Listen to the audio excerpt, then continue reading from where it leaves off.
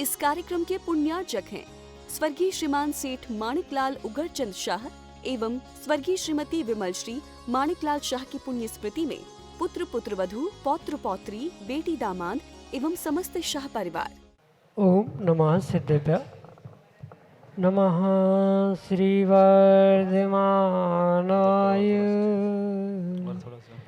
निर्धूतकलिलात्मने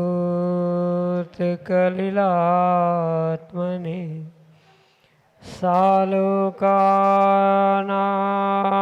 त्रिलोकानां यद्विद्यादर्पणायते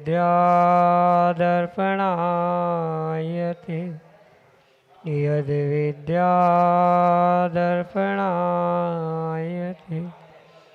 पंच परमेष्टि भगवान की परम पूज्य आचार्य भगवंत गुरुवर विशुद्ध सागर जी मुनि महाराज जी की परम पूज्य मुनि श्री सुप्रभ सागर जी महाराज जी की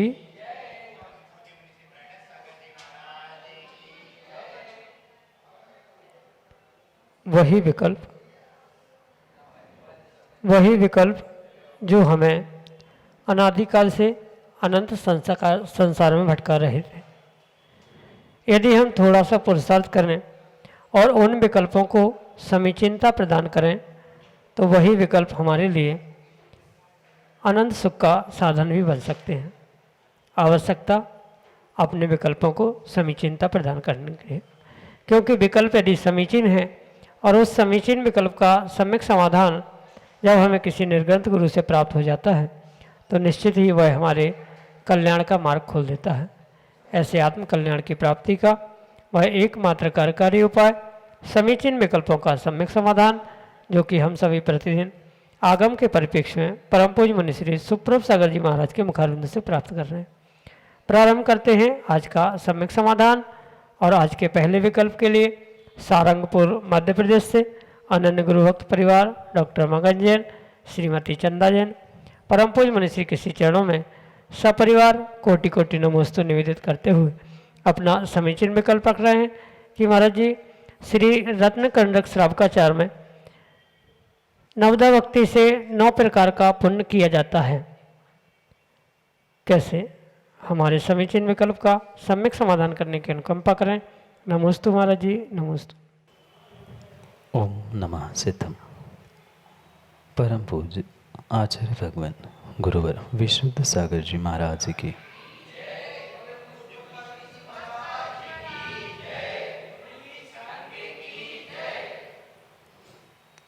आचार्य भगवंत समंतवदर स्वामी जब श्रावकों के लिए दान की व्याख्या करते वहाँ स्पष्ट रूप से कहते हैं नव पुण्य प्रतिपत्ति सप्तगुण सहितेन शुद्धेन अपसूनारंभानां मर्याणामिष्यते दानम। वहाँ स्पष्ट रूप से दान की प्रेरणा देते हुए आचार्य भगवान कहना चाहते हैं कि 7 गुणों से युक्त होते हुए 9दा भक्तिपूर्वक 9 पुण्य की प्राप्ति के लिए 9 प्रकार के पुण्य की प्राप्ति के लिए श्रावकों के लिए 5 आरंभ पंच सोना जिसे कहा जाता है उससे बचने के लिए दान देना चाहिए। वहाँ जो 9दा भक्ति को आचार्य भगवान ने स्वीकार किया है वह 9दा भक्ति उच्च स्थान पादोदक पूजन प्रणाम मन शुद्धि वचन शुद्धि काय शुद्धि और ऐष्णा शुद्धि, इस प्रकार से ये जो 9दा भक्ति है उस 9दा भक्ति पूर्वक ही मुनिराज आहार ग्रहण करते हैं और यथा योग्य पात्रों के लिए यथा योग्य 9दा भक्ति पूर्वक ही उनको आहार दान आदि देना चाहिए। ऐसा आगम का व्याख्यान आगम के आचार्यों के ग्रंथों के प्रमाण से समझने की आवश्यकता। स्पष्ट रूप से रत्नकरण श्रावकाचार के टीका ग्रंथों में चाहे पंडित प्रवर सदासुख दास की टीका हो या प्रभाचंद जी की टीका हो, वहाँ उन्होंने स्पष्ट रूप से उन 9दा भक्ति से प्राप्त होने वाले पुण्यों को ही 9 पुण्य रूप स्वीकार किया गया है। क्योंकि टीका में प्रभाचंद्र जी स्पष्ट रूप से कहते हैं एते 9 भी पुण्य पुण्य उपार्जन हेतु भी, यानी यही 9दा भक्ति जो उच्चासन आदि रूप पड़गान उच्चासन आदि रूप मानी गई है उन 9दा भक्ति पूर्वक ही 9 प्रकार का पुण्य प्राप्त होता है, इसलिए उसे ही आचार्य भगवंतों ने 9 पुण्य ऐसे कहते हुए कहा गया है। वहाँ स्पष्ट रूप से समझे, जैसे माना कि मुनिराज को हमने पड़घान करके घर में आमंत्रित किया, उच्चासन दिया, तो उच्चासन के निमित्त से जो भविष्य में हमें उच्चासन मिलने की संभावना है वह एक प्रकार का पुण्य हुआ। जो सच्चे भावों के साथ हम निर्ग्रंथों की पूजा करेंगे, उस पूजा का फल हमें भी भविष्य में पूजा मिल सकती है, हम भी पूज्य हो सकते हैं। अन्य भी प्रकार से जो ये 9 भक्ति बताई गई है, यानी 9 प्रकार की भक्ति बताई गई है, उस 9 प्रकार के भक्ति से जो पुण्य मिलने वाला है, या पुण्य मिलने के लिए ये 9 भक्ति ही प्रयोजन है, कारण है। इसलिए इस कारण को ही, कार्य का उपचार करते हुए 9 भक्ति को ही 9 पुण्य रूप वहाँ स्वीकार किया गया। दाता के 7 गुणों के साथ 9 भक्ति करना, जो कार्य कहा उस 7 गुणों के साथ युक्त होते की गई 9 भक्ति ही 9 प्रकार के पुण्यों को देने के लिए निमित्त हो सकती है। भक्ति 9 प्रकार की और पुण्य भी 9 प्रकार का, इसलिए वहाँ नव पुण्य प्रतिपत्ति, इस प्रकार से कहते हुए आचार्य समंतभद्र स्वामी ने उस 9 भक्ति को ही प्रयोजन कारण मानते हुए ही उसको ही 9 प्रकार का पुण्य देने के लिए निमित्त कहते हुए उसे ही 9 पुण्य ऐसा कहते हुए 9 भक्ति को उपचार से पुण्य रूप स्वीकार करते हुए, क्योंकि भक्ति से ही पुण्य प्राप्त होगा, इसलिए उपचार कथन करते हुए वहाँ 9 भक्ति को ही 9 पुण्य रूप स्वीकार किया गया। जिसका जैसा भाव होगा उसको वैसा उस भक्ति से पुण्य प्राप्त होगा। 9 प्रकार की भक्ति और 9 प्रकार का पुण्य, वही कारण में कार्य का उपचार करते हुए कथन किया। यही आपके लिए सम्यक समझ। अंशिता जैन, ललितपुर, उत्तर प्रदेश से महाराज श्री के चरणों में बारंबार नमोस्तु निवेदित करते हुए अपना समीचीन विकल्प रख रहे हैं कि गुरुदेव, आजकल लोग धर्म प्रभावना हेतु मुनिराजों के स्टेटस बनाकर मोबाइल आदि पर लगाते हैं, फिर उसे डिलीट कर देते हैं, तो इसमें क्या दोष लगता है? हमारे समीचीन विकल्प का सम्यक समाधान करने की अनुकंपा करें। नमोस्तु महाराज जी, नमोस्तु। वर्तमान में डिजिटल टेक्नोलॉजी के माध्यम से जो धर्म की प्रभावना की जा रही है, वह प्रभावना की अपेक्षा से बहुत अच्छी बात है, पर व्यक्तिगत रूप से उसे अगर समझे तो भले ही वह डिजिटल रूप में क्यों ना हो, पर फोटो, तस्वीर, नाम आदि कोई भी डिलीट करते हैं तो उसका दोष तो अवश्य ही लगता है। पर सर्वथा अगर हम उसको अप्रभावना या पाप का ही हेतु मानेंगे तो कभी भी किसी भी प्रकार से धर्म की प्रभावना नहीं की जा सकती। भले ही डिजिटल रूप में नहीं, कागज़ों पर भी अगर मुनिराजों की फ़ोटो, नाम, तस्वीर आदि कुछ भी छपा है तो वो भी कहीं ना कहीं अगर दुष्प्रयोग किया जा रहा है तो वो भी अप्रभावना का साधन बन सकता है। इसलिए ये विशेष बात समझे कि उसका प्रयोग करते समय, चाहे डिजिटल टेक्नोलॉजी का हो, चाहे कागज़ आदि के माध्यम से धर्म प्रभावना हो रही हो, वहाँ जीवों के अभिप्राय को समझने की आवश्यकता है। वहाँ किसी भी प्रकार से डिलीट करते हुए कोई पाप को प्राप्त करने का या अप्रभावना करने का या अन्य भी किसी प्रकार का वहाँ प्रयोजन नहीं है।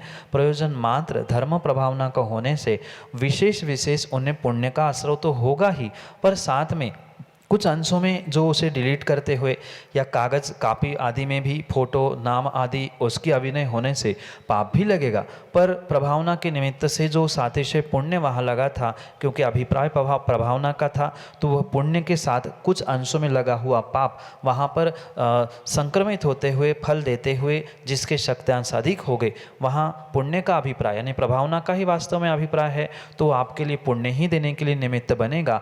अगर वहाँ डिलीट करते हुए इसको नष्ट कर दिया या अन्य कोई अभिप्राय से अगर वहाँ कार्य हो रहा है तो वहाँ पर पाप तेजी से या पाप अधिक रूप से लगने की संभावना है।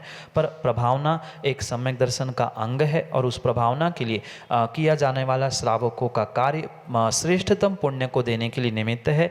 और कुछ अंशों में जो अभिनय, विराधना, अक्षरों की, चित्रों की, फोटों की आदि हो रही है, वह पाप का आश्रय होने पर भी वह पुण्य रूप में ही संक्रमित होते हुए आपको प्रभावना रूप पुण्य का अधिक आश्रय करने के लिए निमित्त बन सकती है। अगर उत्कृष्ट अभिप्राय है तो, अन्यथा नहीं।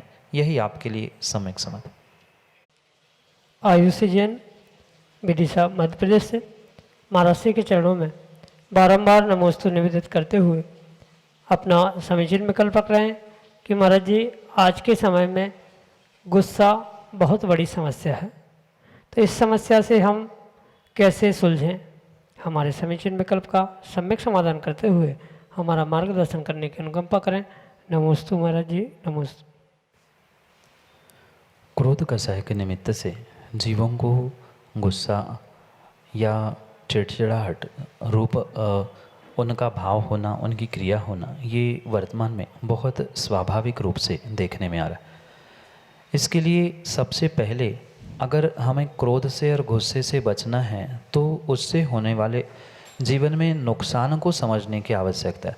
गुस्सा करने से, क्रोध करने से मेरे जीवन में क्या घाटा हो सकता है, मेरे सगे संबंधी मेरे से कैसे दूर हो सकते हैं, या अन्य जितने भी प्रकार से उस गुस्से के ड्रॉबैक्स है, कमियां हैं, उसके कारण होने वाले घटनाक्रम को अगर जीव समझने लग जाए कि गुस्सा भले ही आप दूसरे पर निकाल रहे हो, दूसरे के सामने कर रहे हो, पर उसके निमित्त से जो कर्मों का आश्रय आपको होगा और उसके साथ जब उदय में आएगा तो वह किस प्रकार से आपको भोगना पड़ेगा, इसका थोड़ा सा भी अगर जीव विचार करे, विकल्प करे, तो नियम से वह गुस्से से और क्रोध कषाय से बचने की संभावना हो सकती है। क्योंकि ऐसा तो वर्तमान में मतलब पंचम काल में ही नहीं, किसी भी काल में क्यों ना हो, पूर्ण रूप से निष्कषाय हो जाना श्रावक अवस्था में ये संभव नहीं है। कुछ अंशों में अगर हमने अपने क्रोध को, कषाय को जीतने का पुरुषार्थ कर लिया तो भी बहुत बड़ी बात है, क्योंकि श्रावक अवस्था में कषायों की सत्ता रहेगी, पर जो कषाय लंबे समय तक मतलब जो अनंतानुबंधी रूप है, कम से कम उस अनंतानुबंधी कषाय को हम कम करने का या समाप्त करने का प्रयास करें तो भी हमने बहुत कुछ प्राप्त कर लिया, ये समझने की आवश्यक। माना कि पूर्व में हम 2-4 घंटे कषाय कर रहे थे, गुस्सा कर रहे थे, चिड़चिड़ाहट कर रहे थे, अब हमारे पास विवेक आ गया, हम समझ गए, हम निर्णय कर लिया, तो 2 घंटे के 1 घंटा, आधा घंटा, 10 मिनट, 5 मिनट क्रम से अगर हमारे काल को यानी कषाय के गुस्से के काल को कम करना भी हम सीख गए तो भी गुस्सा कंट्रोल होने की संभावना। और भी बहुत सारे कारण आगम के परिप्रेक्ष्य में और व्यवहार में भी हम गुस्से को कंट्रोल करने के लिए समझ सकते हैं। जैसे जिस कारण से हमें गुस्सा आ रहा है, माना किसी व्यक्ति के कारण से हमेशा ही गुस्सा आता है, तो हम उससे बात करना या उससे विशेष रूप से मिलना जुलना ये अवॉइड करें, जिससे हमारा स्वाभाविक रूप से निमित्तों से बचने से गुस्सा आना कम हो जाएगा।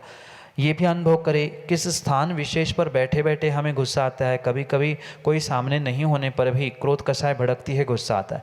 तो ये भी पक्का है कुछ द्रव्य क्षेत्र काल उनका प्रभाव हमारे भावों पर पड़ने से वह हमारे भाव विकृत होते, कषाय भड़कते। तो ये अनुभव करें कि कौन से समय पे हमें गुस्सा अधिक आती है, कौन से स्थान पर बैठने पे गुस्सा आती है, तो उन स्थानों को, उन कालों को, उन व्यक्तियों को हम अवॉइड करने का प्रयास करें, उनसे दूर होने का प्रयास करेंगे तो कुछ अंशों में हम उस क्रोध को, गुस्से को जीतने की पूरी संभावना हो सकती है। साथ में जो गुस्सा बहुत भीतर भरा है उसको ये किन प्रकार से किसी न किसी प्रकार से बाहर निकालने का प्रयास किया जाए।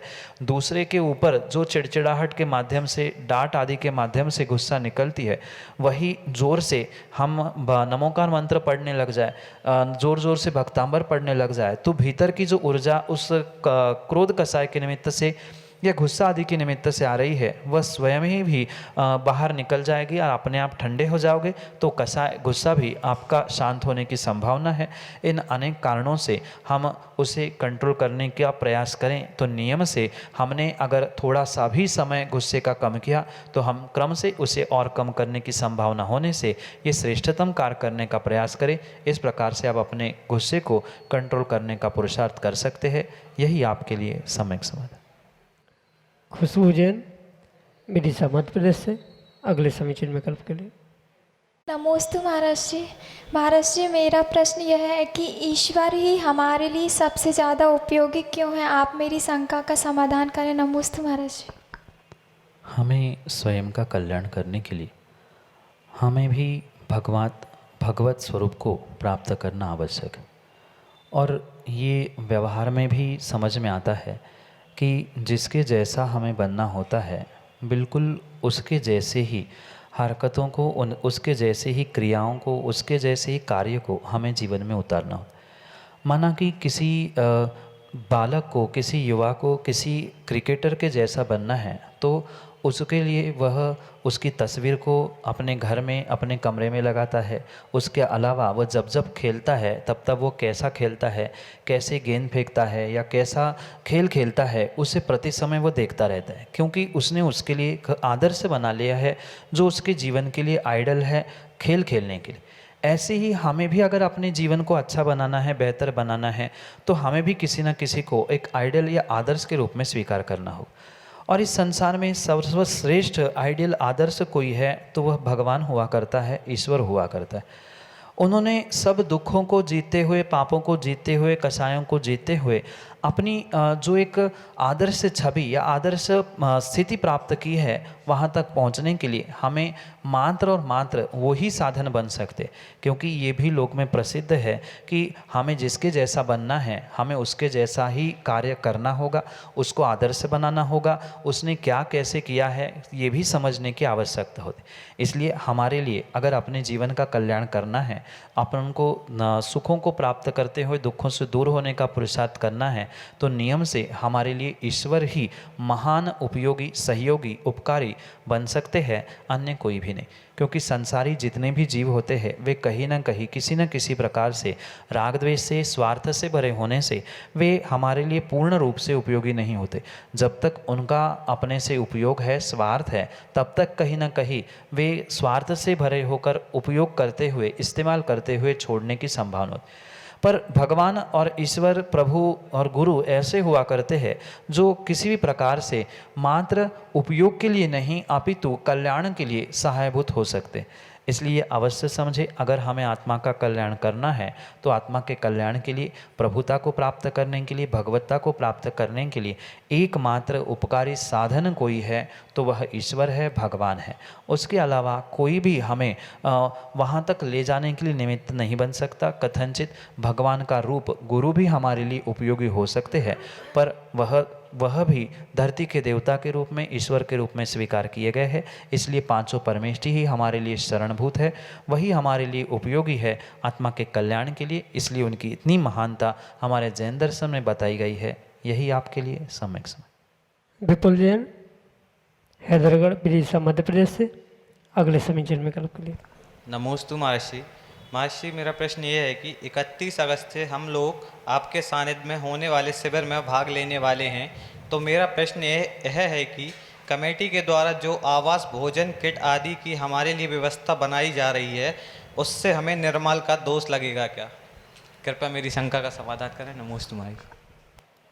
हर वर्ष के भांति पर्यूषण में जो शिविर का आयोजन किया जा रहा है, वह शिविर पूर्ण रूप से साधना करने वाले जीवों के लिए है।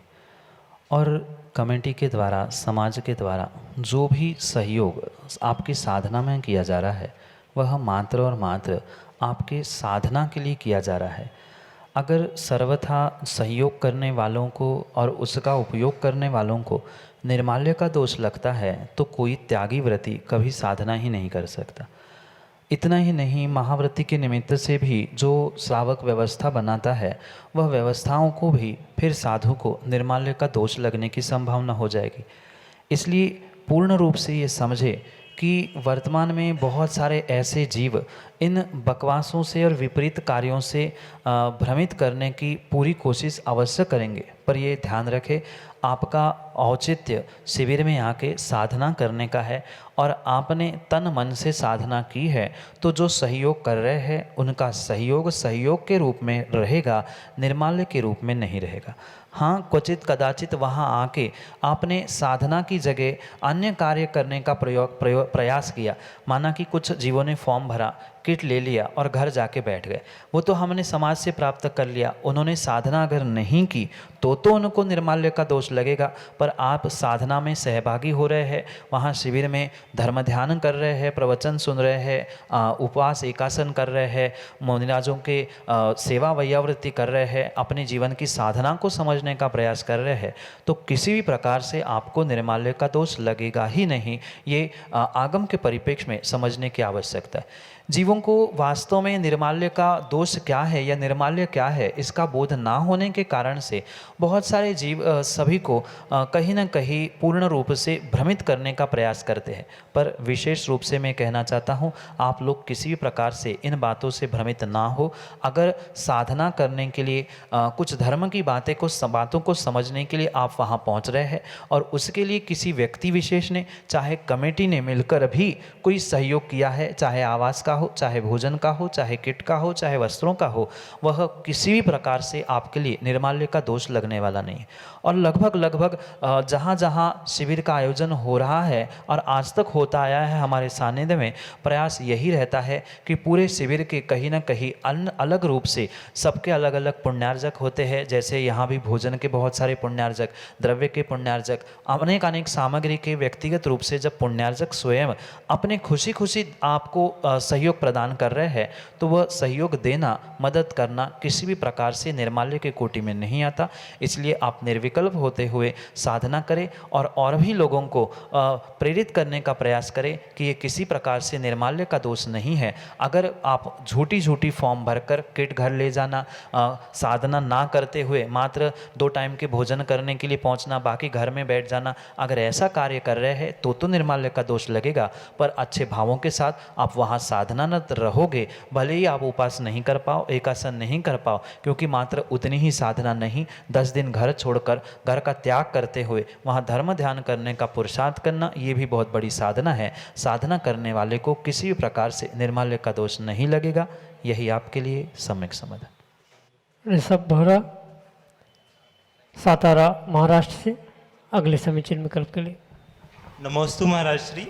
करीब के लोग और संबंधी लोग, जो भी खास लोग हैं, वो हमारे पाप के उदय में हमारा साथ छोड़ देते या हमारे अपोजिट में जाते हैं, तो उनके व्यवहार को कैसे भूलें और क्षमा कैसे करें उन्हें, जो डे टू डे उनको देखते, तो वो कैसे क्षमा करें महाराज जी। नमोस्तु।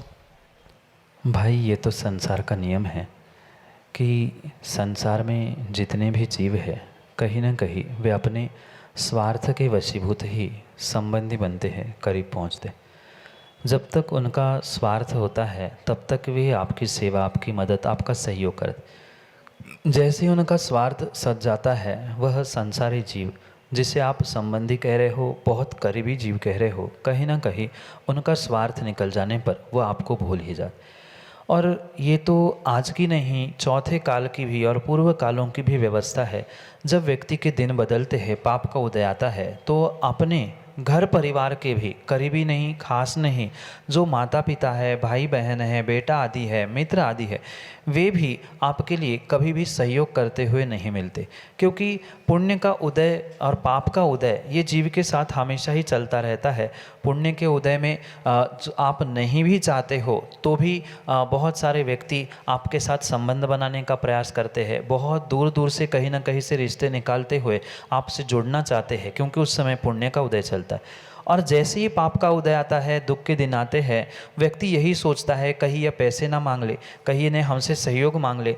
इस प्रकार के कारण से नियम से वह आपसे दूर होते ही होते हैं। इसलिए पहली तो बात यह, संसार का नियम, स्वार्थियों का जीवन ऐसा ही होता है, ये मानते हुए हमें ये निर्णय करना होगा कि उस व्यक्ति की ऐसी ही क्रिया होती है, उसकी ही नहीं, आप भी उसके स्थान में क्वचित कदाचित होते तो दिन बदलते ही, पुण्य पाप रूप बदलते ही जीव के परिणाम, जीव की परिणति सहज रूप से ही बदलती हुए देखने में आती। इसलिए सबसे अच्छी बात है कि उन लोगों को देखकर हम क्षमा करने का ही प्रयास करें, ये सोचने का प्रयास करें कि गलती उसकी नहीं है, गलती कहीं ना कहीं मेरे ही पुण्य पाप की है।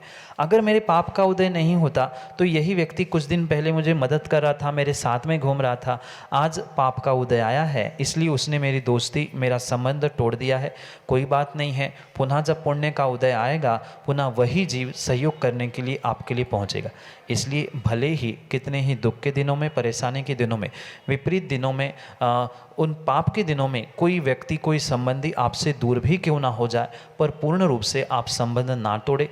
उतने समय माना कि आपके भीतर परिणाम खराब हो रहे हैं तो अपने परिणामों को संभालने का प्रयास करें। और ये विशेष बात ध्यान रखें कि आपके पाप कर्म का उदय नहीं होता तो वह जीव आपके साथ वैसा बर्ताव नहीं करता। वो जो जीव आपके साथ जैसा बर्ताव कर रहा है, कहीं ना कहीं वैसा ही कर्म का आश्रय उसके निमित्त से आपने किया था। वह तो व्यक्ति मात्र निमित्त बन के आपके सामने आ रहा है, पर पुण्य पाप का उदय आपका स्वयं का है। जैसे पाप का उदय रहेगा वैसा ही जीव का सामने वाले निमित्त प्राप्त होना। पुण्य का उदय है तो पुण्य रूप निमित्त होना, पाप का उदय है तो वही निमित्त दूर हो जाना, ये सब कुछ घटित होता है। इसलिए दूसरों को दोष देने के अलावा हम अपने आप को भी क्षमा करें, अपनी गलती का एहसास करते हुए उस व्यक्ति को भी क्षमा करने का प्रयास करें। अन्यथा रोज़ रोज़ उन्हें देखकर हमें गुस्सा आ रही है या उसने सहयोग नहीं किया, इस बात को हम दिमाग में ला रहे हैं, तो पुनः कर्मों का आश्रय करते हुए अगले पर्याय में पुनः वो निमित्त बनेगा आपको दुख देने के लिए। इसलिए ऐसा कार्य हमें करना चाहिए जिसको हम क्षमा नहीं कर पा रहे हैं उनको हम भूल जाए, और जिनको भूल नहीं पा रहे हैं उनको क्षमा करें, तो जीवन में हम अवश्य ही सुखी हो सकते हैं। यही आपके लिए सम्यक समाधान। जय जैन दोस्तों, हम सभी अभी लाभ ले रहे थे लोकप्रिय कार्यक्रम सम्यक समाधान में। सम्यक समाधान प्रदाता मुनिषी सुप्रसागर जी मखारविंद से हम सभी लोग अपने मन में उठने वाले जो समीचीन विकल्प है उस विकल्पों का सम्यक समाधान सुन रहे थे। यूट्यूब के माध्यम से प्रतिदिन यह कार्यक्रम ठीक शाम को 4 बजे आदिनाथ टीवी चैनल के माध्यम से यह कार्यक्रम ठीक 4 बजे प्रसारित होता है, एवं यूट्यूब चैनल के माध्यम से सम्यक समाधान यह कार्यक्रम 5:13 पे प्रसारित होता है। आप घर बैठे इस कार्यक्रम का लाभ लेना चाहते हो या अपने विकल्पों का सम्यक समाधान प्राप्त करना चाहते हो तो हमारा व्हाट्सएप का नंबर 8707548811 जो नीचे पट्टी पे, स्क्रॉल पे या फ्लिप पे चल रहा है, आप उसके माध्यम से अपने विकल्प हम तक पहुंचा सकते हो। samyak.samadhan@gmail.com यह हमारे जीमेल की आईडी है। आप उस जीमेल की आईडी का प्रयोग करते हुए अपने विकल्प हम तक पहुंचा सकते हो।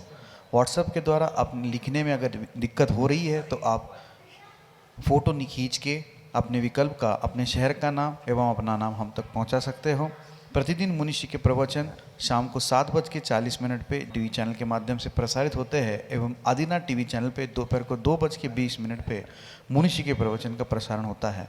आप सभी लोग घर बैठे इस विदिशा नगरी में जो सुक्ति मुक्तावली महान नीति ग्रंथ का वाचन चल रहा है उसका लाभ घर बैठे आप टीवी के माध्यम से प्रतिदिन शाम को 7:40 के ले सकते हैं। आज के लिए इतना ही। मुनिषी की चरणों में कोटिशा नमोस्तु करते हुए आज के सम्यक समाधान कार्यक्रम को यहीं पे विराम देते हैं। नमोस्तु नमोस्तु नमोस्तु।